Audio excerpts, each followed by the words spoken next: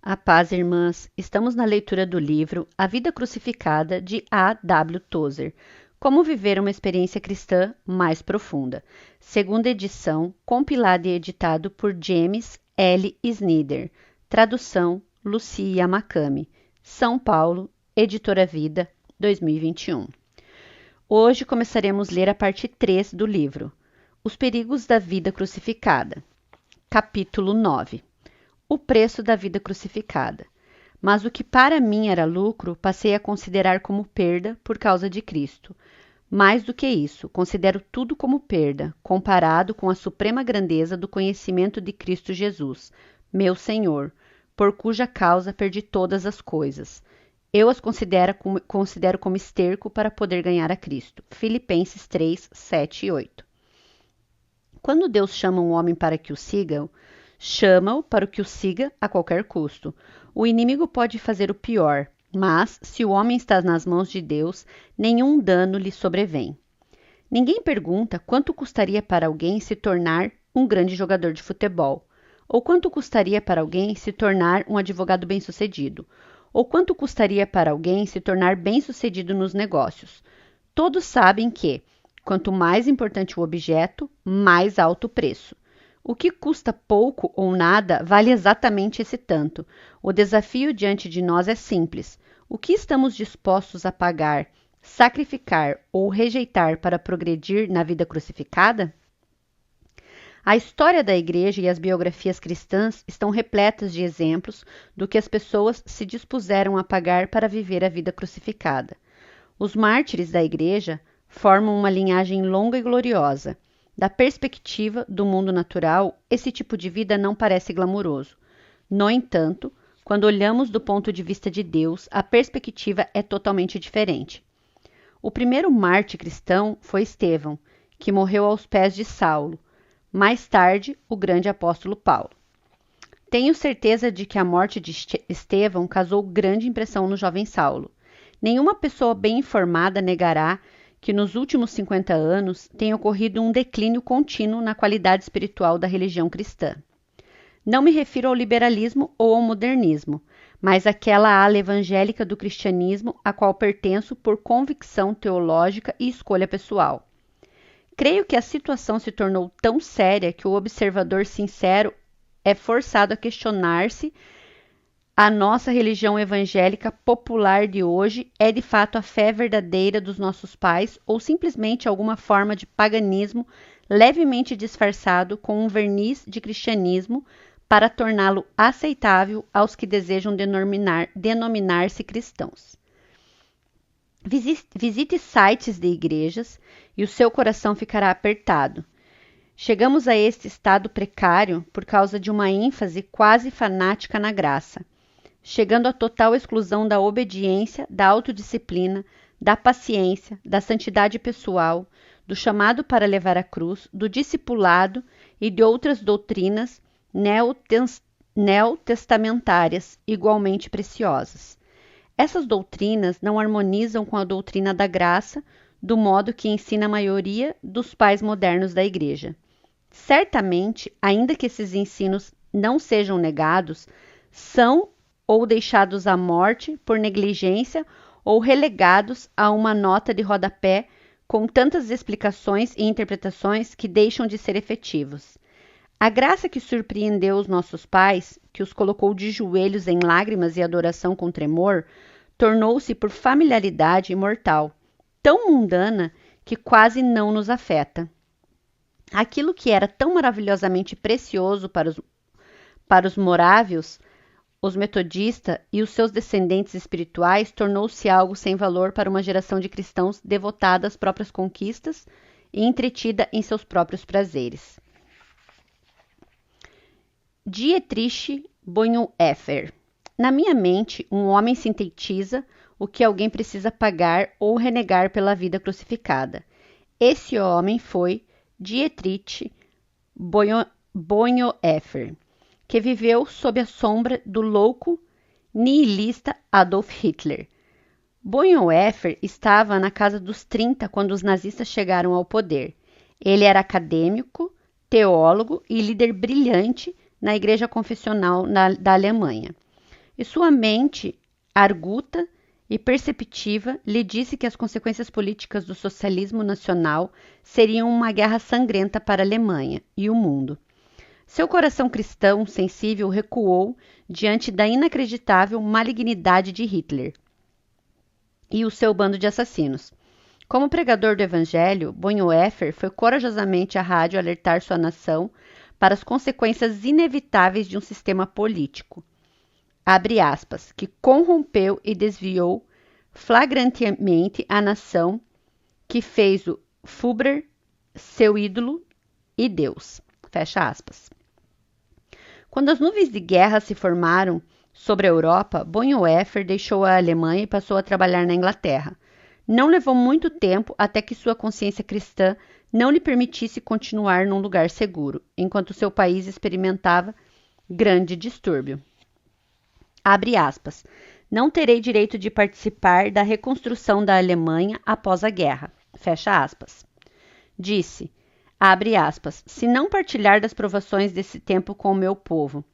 Os cristãos na Alemanha enfrentarão a alternativa terrível de ou desejar a derrota da própria nação para que a civilização cristã possa sobreviver, ou desejar a vitória de sua nação e com isso destruir nossa civilização.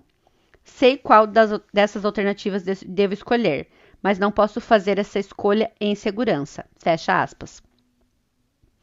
Depois de retornar à Alemanha, Bonhoeffer trabalhou para a igreja confessional e com a política clandestina. Logo foi capturado e preso pela famosa Gestapo, juntamente com outros membros da família. Dali em diante foi mandado para diferentes prisões e campos de concentração. Durante esse período, serviu aos companheiros de prisão testemunhando, pregando, consolando e ajudando de todas as maneiras possíveis. Aqueles que o conheceram na época falavam sobre sua, entre aspas, calma e autocontrole, até nas situações mais terríveis. Ele era, dizem, um gigante diante dos homens, mas uma criança diante de Deus. Luterano e alemão, Bonhoeffer foi um homem de notável percepção espiritual. Fazia de tudo para pregar Jesus Cristo como Salvador e abraçou o que chamou de, entre aspas, graça preciosa. Disse que não devíamos tentar chegar ao céu de forma barata, pois a graça de Deus nos custaria tudo o que temos. A graça de Deus é preciosa porque custou a Cristo o seu sangue e nos custará tudo, talvez até a nossa vida. No início da guerra, Bonhoeffer estava noivo de uma jovem adorável. Na época, sua irmã e seu pai e outros parentes estavam vivos. Os nazistas recorreram ao velho truque totalitário. Abre aspas, é melhor se dobrar e calar porque temos sua família como refém. E se você não fizer o que mandamos, é sua família que vai sofrer. Fecha aspas. Essa era a técnica deles, de modo que disseram a Bonhoeffer, abre aspas, renda-se e cale a boca sobre a graça preciosa e a liberdade no Evangelho de Jesus Cristo. Pare de alertar contra Hitler e os nazistas, ou vamos matar a sua família. Fecha aspas. Esse tipo de ameaça costumava funcionar, mas os nazistas nunca tinham encontrado um homem como Dietrich Bonhoeffer. Com a calma e a serenidade que só Cristo pode dar, Bonhoeffer respondeu, abre aspas, a minha família pertence a Deus e vocês nunca vão conseguir que eu me renda ameaçando matar a minha família. Fecha aspas. Anos antes, Bonhoeffer havia escrito, abre aspas, quando Deus chama um homem, ele o chama para vir e morrer. Fecha aspas. Em 9 de abril de 1945, no campo de concentração de Flossenbürg, Bonhoeffer foi chamado para fazer exatamente isso. Ele se recusou a ser resgatado para não arriscar a vida de outros. Assim, abre aspas, seguiu resoluto em seu caminho para ser enforcado e morreu com calma e dignidade admiráveis. Muitíssimos do povo alemão se haviam tornado arrogantes por orgulho nacional e se inflavam com o sucesso temporário. Assim, Deus, em sua misericórdia, enviou seu homem, um homem que enxergava, ao país dos cegos. Mas a nação de cegos enforcou seu profeta, cremou seu corpo e espalhou suas cinzas. Foi muito pouco depois que esses mesmos cegos enfrentaram humilhação nacional e colapso final. Sem dúvida, a maior contribuição do ministério de Bonhoeffer é seu livro discipulado. Mesmo antes da guerra, esse profeta enxergava claramente. Ele escreveu, abre aspas, a graça barata é o inimigo mortal de nossa igreja. Estamos lutando hoje pela graça preciosa. Fecha aspas. Só o conhecimento de que a verdade é universal e que a humanidade é exatamente igual no mundo inteiro nos permite compreender como esse jovem ministro luterano, examinando o cristianismo alemão em meados da década de 1930, pôde diagnosticar com tanta habilidade a doença que ameaça destruir a igreja evangélica uma geração mais tarde. O que me preocupa é aquilo que Bonhoeffer disse das condições da Alemanha, de então é terrível e ameaçadoramente verdadeiro em relação ao cristianismo de hoje. O paralelo é alarmante. Pernas mundanas. Por que o povo de Deus não salta rápido e não começa a andar, crescer, subir, planar e escalar?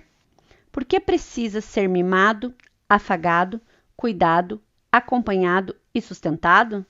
O motivo é que nunca adquirem pernas espirituais sob o corpo, e a face de Deus está longe deles. Ou seja, pensam que é isso que está acontecendo. A verdade é que Cristo fez plena expiação por nós, portanto, não há nenhum impedimento entre o cristão e Deus. A expiação de Cristo foi tão perfeita e completa que transforma tudo o que está contra nós em algo a nosso favor.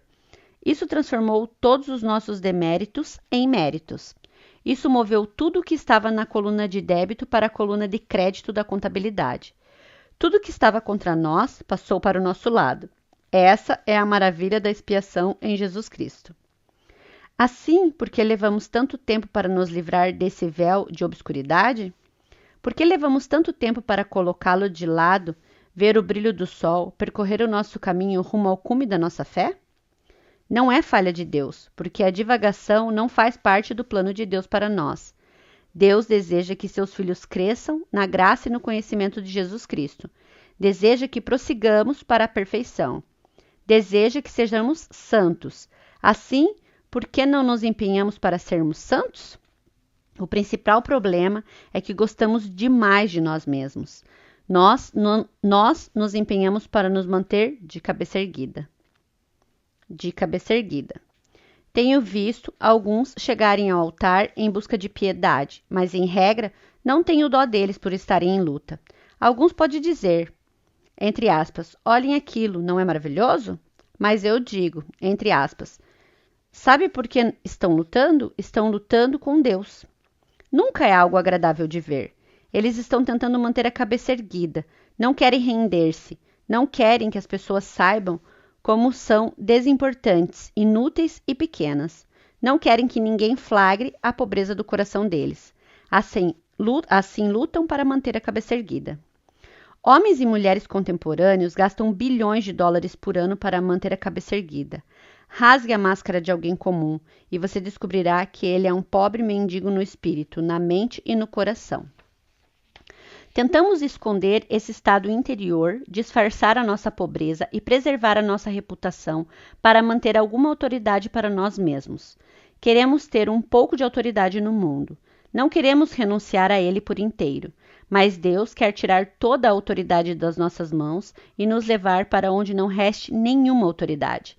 Ele quer tomá-la e nunca nos abençoará até a tomar por completo.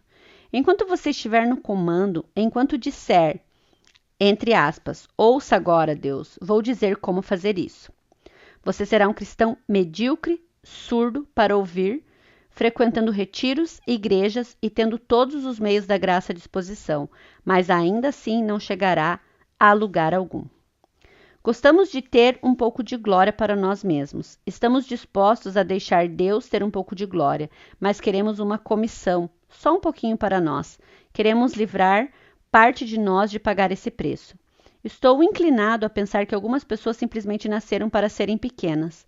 Elas nunca juntam muito. Se forem ao céu, será pela graça de Deus, e não levarão nada para lá. Vão seguir de mãos vazias. Elas vão entrar pela misericórdia de Deus. Esse é o único meio para alguém entrar. Mas Deus deseja que você leve consigo riquezas, diamantes, pérolas, prata e ouro provados no fogo.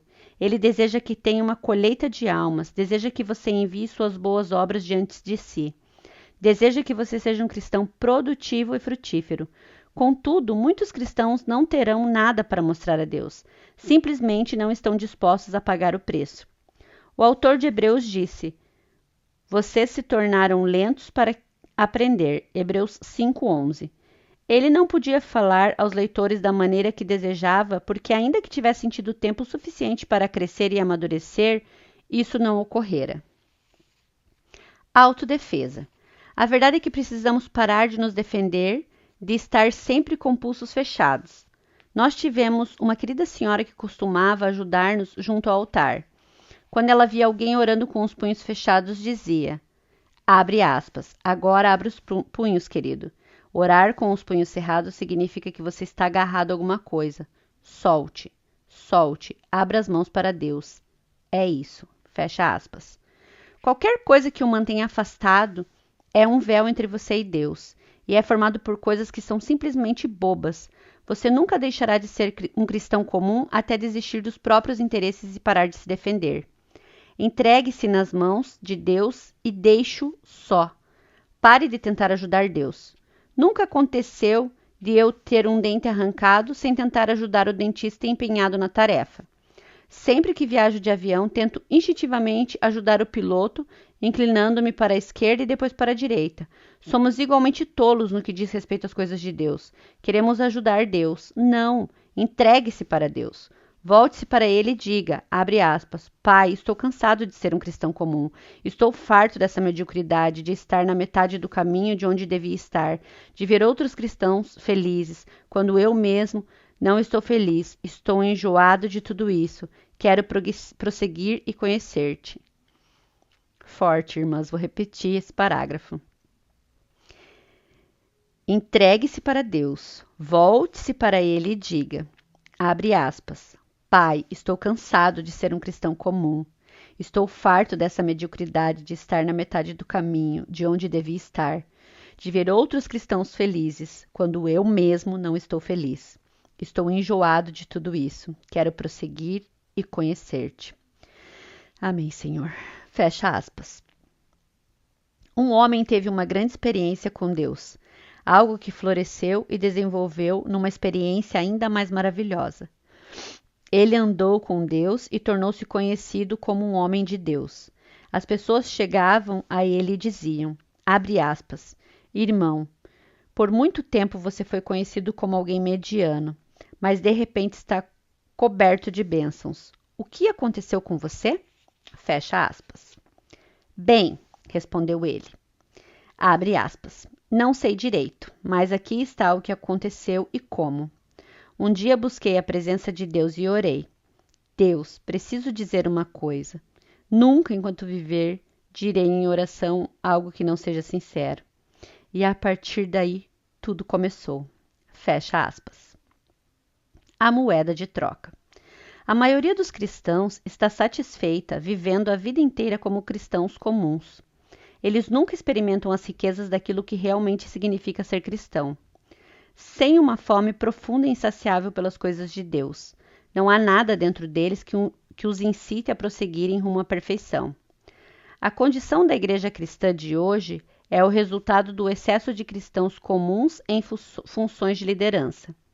Mais uma vez, precisamos de um grande mover do Espírito Santo para rompermos a rotina espiritual e prosseguirmos para a perfeição espiritual. Esse mover precisa começar com indivíduos cristãos que estejam dispostos a entregar tudo para Deus e viver a vida crucificada. Contudo, qual é exatamente a moeda associada à vida crucificada? Qual é exatamente a moeda que precisa ser empregada nesse câmbio? Deixe-me enumerar alguns elementos que considero necessário trocar para seguirmos adiante na nossa jornada pela vida crucificada. Segurança. Uma das primeiras coisas que precisamos trocar é a nossa segurança. Os que insistem num ambiente seguro nunca avançarão na jornada para a vida crucificada. Dietrich Bonhoeffer não teve segurança na vida. Para fazer o que Deus queria que ele fizesse, Bonhoeffer teve de abdicar da segurança. Se a segurança fosse importante para ele, Bonhoeffer jamais teria voltado para a Alemanha e enfrentado o que sabia que enfrentaria. Se sua segurança é tão preciosa que você precisa preservá-la a todo custo, você sofrerá interferência na sua jornada na trilha da vida crucificada. A sua segurança é o preço que você paga para avançar a novas perspectivas espirituais. Conveniência. Outro aspecto da nossa moeda ao longo dessa trilha é a conveniência. Ninguém sobre quem já li considerava conveniente a morte. A jornada pela trilha da vida crucificada será paga por, entre aspas, montanhas de inconveniências. Aqueles que estão dispostos a desfazer da conveniência progredirão, para serem cristãos de índice 100. Prazer. Talvez nunca tenha havido uma geração de cristãos mais apaixonada pelo prazer que a atual. Mas isso também faz parte da moeda com que se paga a jornada para a vida crucificada. Nenhum dos caminhantes da igreja a considerou prazerosa. Os grandes reformadores da igreja santificaram o prazer para fazer o que Deus tinha diante deles. Resume-se a isto: apegue-se ao seu prazer ou troque-o pelo progresso rumo à perfeição espiritual. Popularidade. Muitos hoje tentam popularizar o cristianismo comercializando-o como se fosse um produto na prateleira de uma loja. Jamais descobri em alguma parte das minhas leituras de história que aquilo que era popular entre as multidões fosse correto. Na maior parte dos casos, para seguir adiante, a maioria dos grandes homens e mulheres de Deus teve de se curvar contra o vento da popularidade. O preço do avanço deles foi a popularidade. Sucesso mundano. Mais uma coisa que preciso mencionar entre as que devem ser trocadas nessa jornada é o sucesso mundano. Você está disposto a trocar seu sucesso nos negócios, nos esportes, em sua carreira para prosseguir e alcançar a perfeição espiritual? Se considerarmos o sucesso da perspectiva do mundo, o ministério de Jesus foi um terrível fracasso. Todos os apóstolos falharam no que diz respeito aos critérios do mundo. Os grandes mártires da igreja foram fracassos absolutos. De acordo com o critério do que o mundo entende por sucesso, William Tyndale, que morreu por causa de sua obra, foi um fracasso absoluto. O homem ou a mulher que tiver disposição para trocar e render todos os aspectos de seu sucesso é aquele que prosseguirá com Deus. Não vivemos para este mundo, mas para o mundo por vir. A economia em que estamos negociando não é a deste mundo, mas a do mundo em que Jesus Cristo está preparando um lugar para nós. Temos o notável privilégio de trocar o sucesso deste mundo pelo favor do nosso Pai que está no céu. A vida crucificada é uma proposição que custa caro. Qualquer um que estiver disposto a pagar o preço é alguém que seguirá adiante em absoluta vitória e alegre comunhão com Cristo. Cristo pagou o preço da nossa salvação. Nós agora pagamos o preço da nossa plena identificação com Ele e do nosso andar e peregrinação rumo à perfeição espiritual.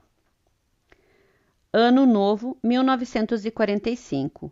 Dietrich Bonhoeffer, 1906-1945. Por bons poderes, fielmente cercado, maravilhosamente protegido e consolado. Assim com vocês, esses dias desejo passar, e com vocês também no novo ano entrar. O antigo nosso coração ainda tortura, e o fardo de maus dias nos traz amargura. Senhor, dá à nossa alma assustada a salvação para a qual foi criada. Se nos estendes o cálice pesado e amargo do sofrimento, cheio até a borda, nós o tomaremos gratos e sem tremor, das tuas mãos plenas de bondade e amor. Mas se ainda quiseres dar-nos alegrias com este mundo e o brilho dos seus dias, então nos lembraremos do passado e entregaremos nossa vida ao teu cuidado. Faze que chamejem as velas cálidas e claras, que tu mesmo trouxeste para as nossas trevas. Permite, se possível, que outra vez nos encontremos. É a tua luz que brilha na noite, bem o sabemos. Quando se espalhar profundo silêncio, faze que ouçamos aquele som intenso do mundo que invisível se estende ao nosso redor, de todo o teu povo, que a ti está rendendo louvor. Por bons poderes maravilhosamente protegidos, esperamos consolados o que nos será trazido. Deus está conosco de noite e de manhã, e com toda certeza a cada nova manhã. Terminamos aqui, irmãs, o capítulo 9.